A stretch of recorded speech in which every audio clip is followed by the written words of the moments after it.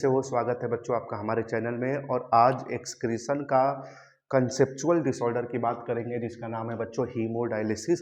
Haemodialysis बच्चों में पढ़ाया नहीं रहता है। एक बच्चे का डिमांड है कि सर हीमोडायलिसिस थोड़ा वीडियो लेक्चर बना के डाल दीजिए, तब मैं बना रहा हूँ क्योंकि कंसेप्चुअल है ये टॉपिक और एनसीईआरटी थोड़ी टिपिकल चीज़ में लिखी है। ठीक, अब सुनिएगा बच्चों हीमोडायलिसिस क्या होता है। बच्चों हीमोडायलिसिस उस पर्सन का होता है जिनकी दोनों किडनी खराब हो जाती है। ठीक, किडनी का काम क्या है बच्चों? एक्सक्रीशन करना। और जब किडनी खराब हो जाएगी तो क्या यूरिया का एक्सक्रीशन हो पाएगा? नहीं हो पाएगा। तो यूरिया उस इंसान के अंदर जिसकी दोनों किडनी खराब हो गई है, यूरिया उसके अंदर इकट्ठा होने लगेगा। अब सुनिएगा थोड़ा ध्यान से टॉपिक बच्चों। जब दोनों किडनी किसी पर्सन की खराब हो जाती है तो दो ही चांस है, या तो हीमोडायलिसिस करवाओ या तो किडनी ट्रांसप्लांट करा लीजिए। ठीक, तो हम टॉपिक कौन सा पढ़ रहे हैं बच्चों? हीमोडायलिसिस। हीमोडायलिसिस पढ़ेंगे।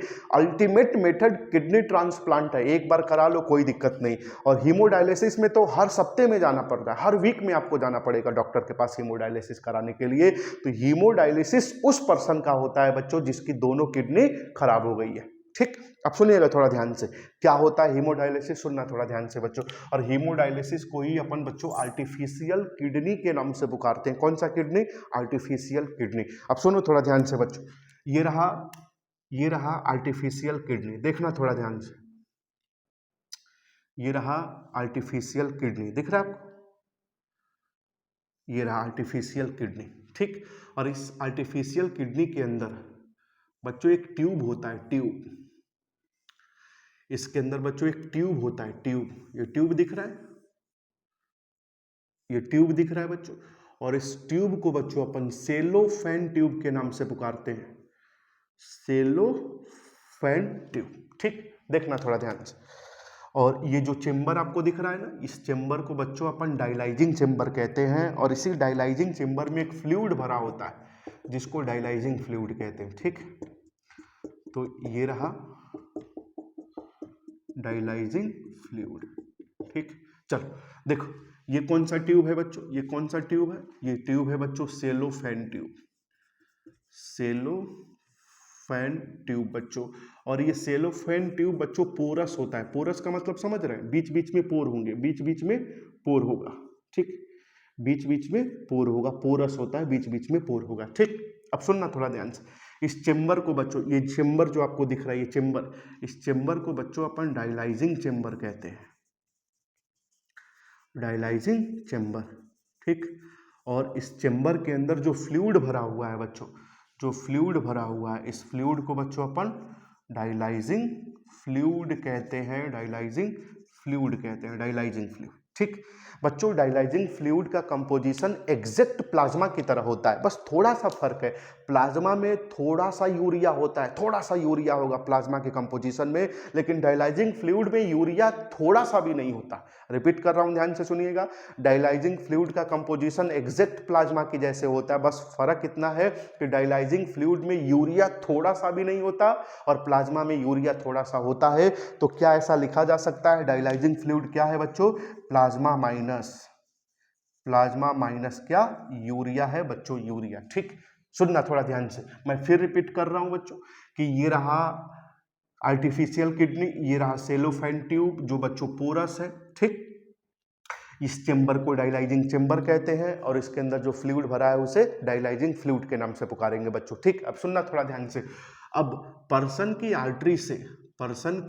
आर्टरी से बच्चों ब्लड को निकाला जाएगा।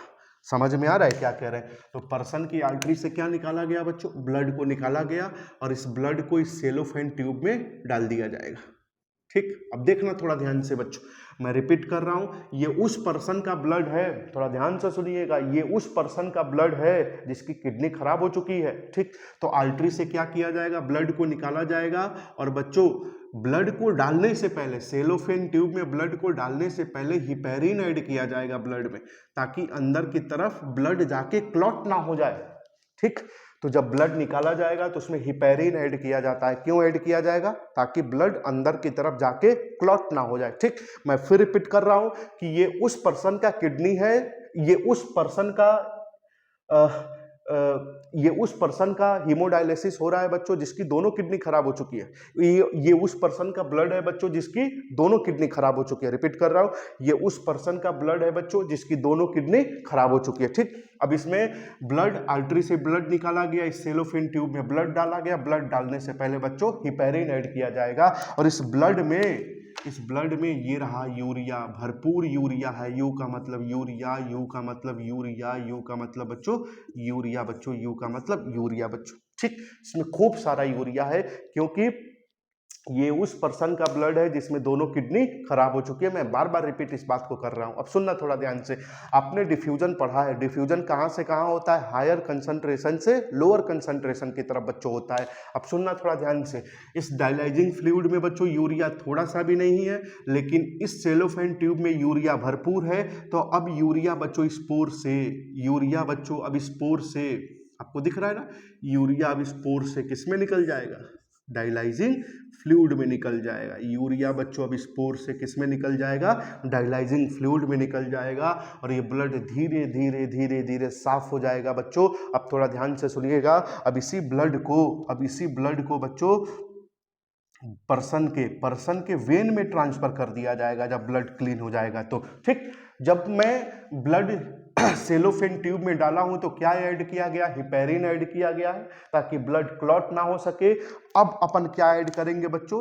एंटी हिपेरिन ऐड करेंगे। अच्छा, एंटी हिपेरिन क्यों ऐड करेंगे? ताकि जरूरत के हिसाब से बॉडी के अंदर ब्लड क्लॉट भी हो सके। ठीक, सुनना थोड़ा ध्यान से। अब आपके दिमाग में क्वेश्चन आएगा कि सर निकाला तो गया ब्लड, आर्टरी से डाला गया वेन में, ऐसा क्यों? क्योंकि वेन हार्ट के पास जाती है और ये वेन जब हार्ट के पास जाएगी बच्चों तो हार्ट उस ब्लड को रिसीव करेगा और पूरे ब्लड को पंप करके पूरे ब्लड को बॉडी में भेजता है बच्चों। ठीक, कुछ बच्चों को दिमाग में ऐसा भी क्वेश्चन आ सकता है कि सर जब यहाँ से यूरिया निकलने लगा तो डायलाइजिंग फ्लूइड के अंदर यूरिया तो ज़्यादा हो गया, तो चांस है बच्चों कि ये डायलाइजिंग फ्लूइड से यूरिया सेलोफेन ट्यूब में फिर आ जाए। लेकिन थोड़ा ध्यान से सुनिएगा बच्चों, यहाँ से एक इनलेट लगा होता है और आउटलेट लगा होता है, इनलेट और आउटलेट बच्चों। ठीक, यहाँ से गंदे गंदे गंदे डायलाइजिंग फ्लूइड को निकाला जाता है। ठीक, गंदे डायलाइजिंग फ्लूइड को निकाला जाएगा बच्चों और अच्छे डायलाइजिंग फ्लूइड को भरा जाता है। डायलाइजिंग फ्लूइड को भरा जाएगा बच्चों। तो यही है पूरा हीमोडायलिसिस। तो एनसीईआरटी बुक जो कह रही थी बच्चों वो मैंने आपको पढ़ा दिया। अगर वीडियो अच्छा लगे तो वीडियो को लाइक करिएगा, चैनल को सब्सक्राइब करना। और भी कोई आपको टॉपिक ऐसा हो जो आपको ना समझ में आ रहा है तो बताइएगा, जरूर इस टॉपिक को मैं कोशिश करूंगा कि अपने चैनल पर